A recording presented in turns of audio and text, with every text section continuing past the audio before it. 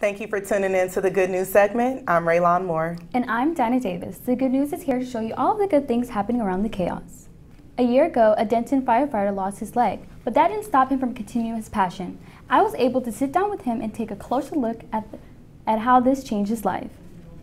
This is firefighter Gary Whalen, and for the past 8 years he has been working for the Denton Fire Department, but things took a turn. 11 months ago, Whalen's leg was amputated due to complications from a previous knee replacement surgery he'd had years ago. Yes, some things have changed, so I have to put a leg on every day, so that's a little different than what I'm used to. But it's been a journey, it's a process. I wouldn't have said this 11 months ago, but it's a gift, and it's been a long journey, a long process to get to this point. Whalen is a husband and a father of 4. He takes pride in teaching his children things do happen for a reason. Father, knowing that I've told my kids since they were born that things happen for a reason. We don't always know why, but know that there's a plan for everyone. And now that this has happened to me, who I can't go back on my word. I can't say, oh, woe is me, and get down on myself and say, why did this happen to me? And what does that show my kids and people around me? So, no, I think that just having faith and knowing that we're all in this together and things do happen for a reason, and it's for good. Whalen said getting back in the driver's seat was his biggest comeback goal. Tasks that I had to perform to make sure that I can do my job as a firefighter. So I do drive the fire truck or the ambulance, but at the end of the day, I do go into fires, and I need to make sure that I can perform as a firefighter, and that's what I can do. And so took a lot of training, a lot of working out, put myself into different type of situations, full gear, dragging 185-pound dummies out of buildings, climbing ladders, you name it, I've done it. Not only has Whalen learned a lot about himself through this process, Captain David Bruiser said Whalen taught him the true definition of grit. Came back in the amount of time that he did, the short amount of time that he did, is a miracle in itself in my book, which shows me that Gary is a different individual than most people would be. What's next for Whalen? He just made the U.S. Paralympics sitting high-performance volleyball team and has a shot to play in Thailand for the World Championship next spring. Oh, we all go through adversity, everyone. But how you respond to that adversity determines your character. Are you going to let it get you down, or are you going to use that and come through and beat it, come out stronger? So just keep that in mind. You can support Whalen's fight for adversity by purchasing his shirts, which are available online. Ranked at the top 100 schools nationwide, the University of North Texas has been growing in diversity.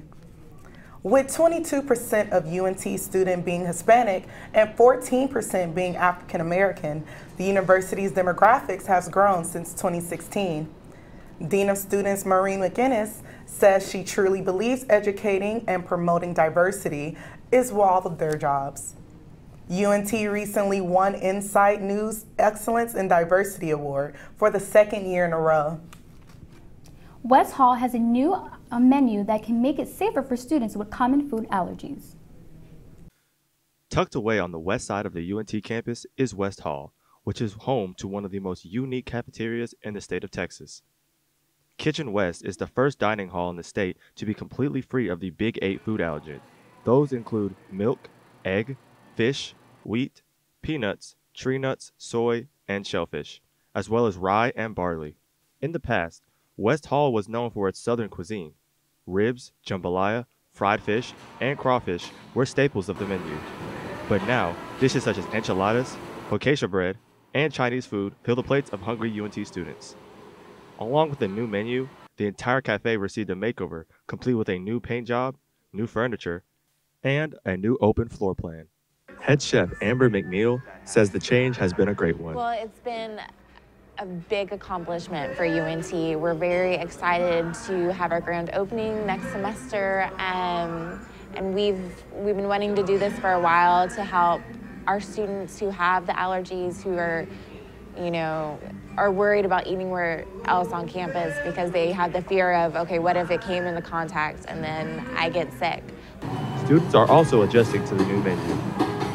It's close to Bruce where I live, and West has a wide variety of food, and they change the menu just about every day, so you always get something new when you eat here. The cafeteria is open from Monday to Friday from 11 to 2 p.m. and 4:30 to 7 p.m. On Fridays, however, they are only open for lunch. Van Malone, NT Daily News.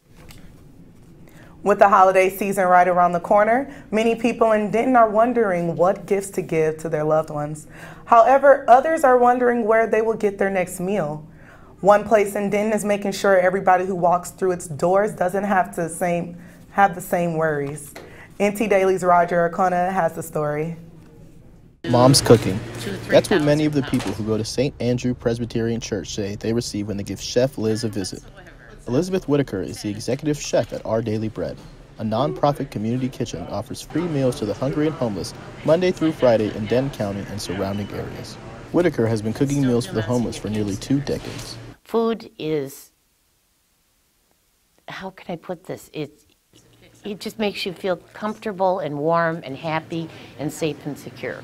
If you have a nice meal, then things don't look so bad. Volunteers like Jack Ackerman make sure Chef Liz has everything she needs to leave guests full and happy. You know, I don't know very often that people go away from here. I've never seen that ever happen. Whitaker wants young people and UNT students in particular to get out and help their community. We're all in this together.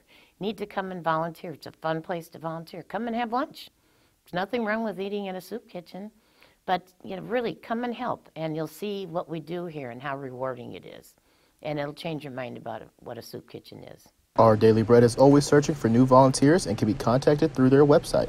For NT Daily TV, I'm Roger Ancona. Students can help by donating the Soap and Socks Drive on campus. Donation bins are located at the Union on level 2 until November 18th. A San Francisco mass transit worker rescued a man fell on the tracks after Oakland Raiders game. Transportation Supervisor John O'Connor, a 24-hour employee of the city's BART rail line, rescued a man on Sunday. O'Connor happened to be working on Sunday night controlling the crowd following the game. O'Connor said that the man was intoxicated and fell. God put me there and he got to see another day. When I spoke to him later, I told him, hey, pay it forward. A BART spokeswoman said all of their frontline employees get trained in response and reaction to emergency events. After the break, we'll switch gear into the latest entertainment news. Find out what movie has caused a $20 billion civil rights lawsuit. Plus, is Kanye West's Sunday service a call for Christ or a call for Kanye? Stay tuned to see what the hype is all about. What to expect when you're expecting a teenager. Today we're talking about how to wake up your teen, and this works literally every time.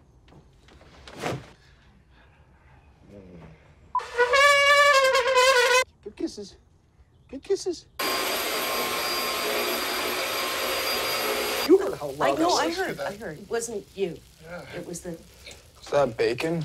You don't have to know it all to be a perfect parent. Thousands of teens in foster care will love you just the same. Have you heard about the new film Harriet that premiered Friday? The historical biopic beat Pun's predictions, debuting in 4th place with $12 million. But there's some controversy surrounding this movie of a black bounty hunter. A South Jersey NAACP chapter has already canceled a screening of the film due to a $20 billion civil rights lawsuit, according to the Philadelphia Inquirer. The lawsuit was filed by Hollywood entertainment executive Byron Allen against Comcast, and Comcast is the parent company of Focus Features, which released Harriet. Other controversy includes complaints about the casting of British actress Cynthia Enviro in the role of the African-American escaped slave who led others to freedom. Enviro has received backlash from her resurfaced tweets from 2013 in which she appeared to be mocking Black Americans. Moviegoers took to Twitter to express how they feel about Enviro and how she performed as Harriet Tubman. A new wave of revival has caused over 1,000 people to commit their lives to Christ. This revival is Kanye West's Sunday service. A few months ago, Kanye West started traveling across the country holding gospel service not only to promote his new album, but to renew people's faith. With limited services location, Dallas will hold its own DJ night dedicated to Kanye West next Saturday at Ruins in Deep Ellum. Kanye West's new album is called Jesus is King and is available on all digital platforms. The Hollywood Foreign Press announcement Ellen DeGeneres is the new recipient of the Carol Burnett Award. DeGeneres will be the second recipient of the Carol Burnett Award for her outstanding contributions to television. Burnett herself received the inaugural award last year. DeGeneres will be honored at the 77th Golden Globe Awards January 5th. This has been the good news. Thanks for joining us.